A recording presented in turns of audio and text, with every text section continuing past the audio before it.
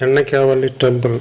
Inside the deep and pathless woods of Sabarimala hills, there lie the ruins of an ancient temple, defying the ravages of time. Far away from human habitation, about 12 kilometers deep inside the Periyar Tiger Reserve, the traces of the structure surviving numerous alien invasions are seen. This epic romance stone is still very much palpable to the discerning visitors. At the foot of the Karimala mountain, this temple, purportedly older than the world famous Sabarimala mountain shrine, is basking. The tribal community still tell the saga of hiding the golden flagpole in the pond to save it from the invaders. Nothing much of the sanctum sanctorum is left now. There are chapels and grottos of subgods and demigods and the main around the main structure. As the structure is obscured and hidden in the thick woods and ivies, it is not easily accessible to ordinary people. There is the lingering musk of wild elephants all around, and the half-eaten carcass of an unknown animal is on the trunk of a fallen tree. A tiger or a wolf might have done it. This is indeed a chilling experience, but the children of the woods are immune to it. On the mule track, there's a place of rocks and cliffs known as Tiger Cave. It is indeed a haunt of tigers. The track of forest guards slithers away close by. The thickets and the ivy-mantled canopies expose the sheer glory of nature. The precipice is replete with huge, ancient, towering trees. A sudden descent takes us to a flat valley. Here the trees are sparse. Monstrous trees and hills stand guard over to this opening, and the temple ruins lie here, hiding the mysteries of a distant and tremendous past. This temple had a glorious past indeed, with golden flagpoles and precious metal wire. And indeed a prosperous society had thrived there.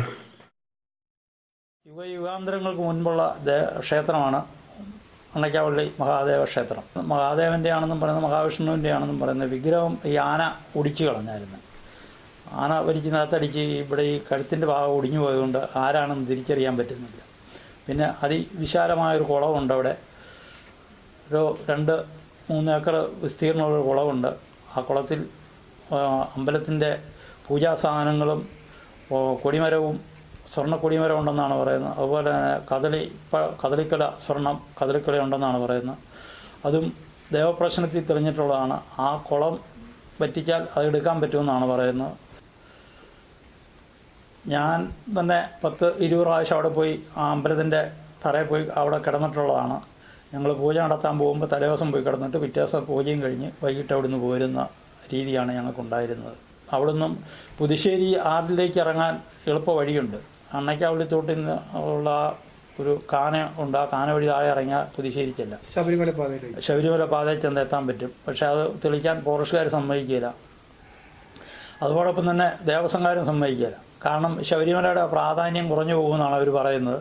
അതുകൊണ്ട് അവിടെ തെളിക്കാനോ അങ്ങോട്ടോ ആളിനെ കയറ്റിവിടാനോ സമ്മതിക്കുന്നില്ല.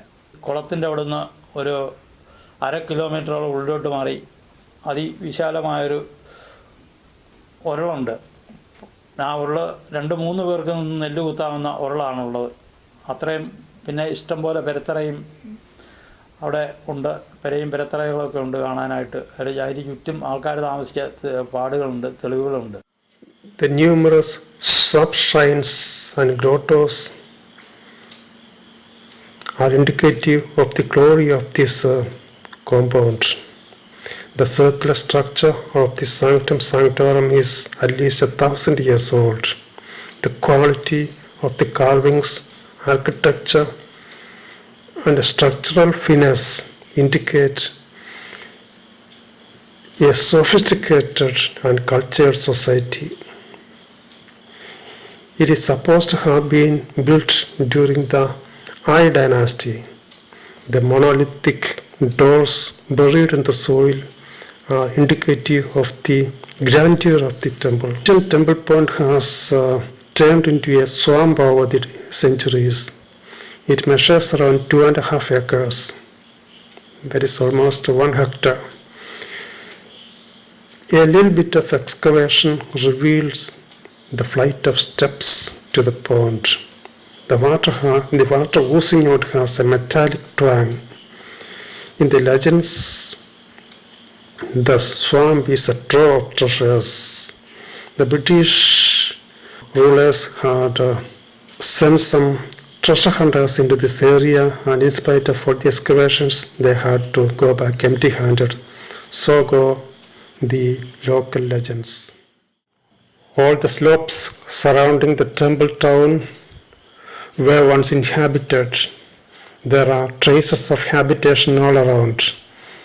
The buried ruins are whispering something to the present.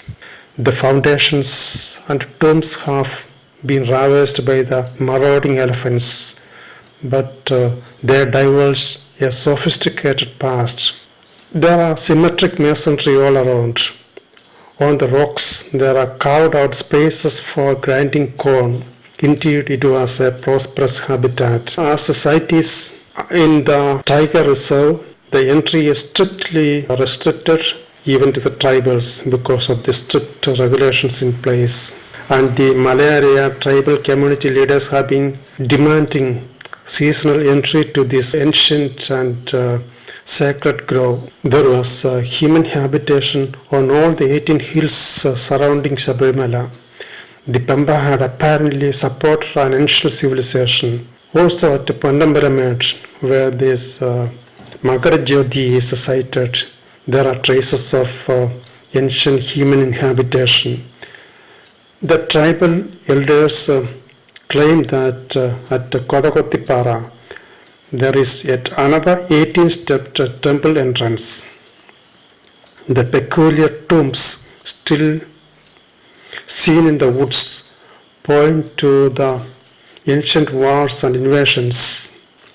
In the folklores, Inchipara and Karimala had ancient forts at the crown of the hills. Malayarians say that all the 18 hills surrounding Sabarimala had martial arts schools. On the Pamba down to Aranmula, there are traces of an ancient river culture. It was in fact a busy trade route connecting Tenkasi and Kodungalur, the ancient port city on the west coast.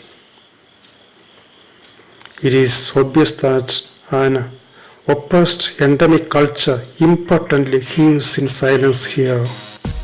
Thank you.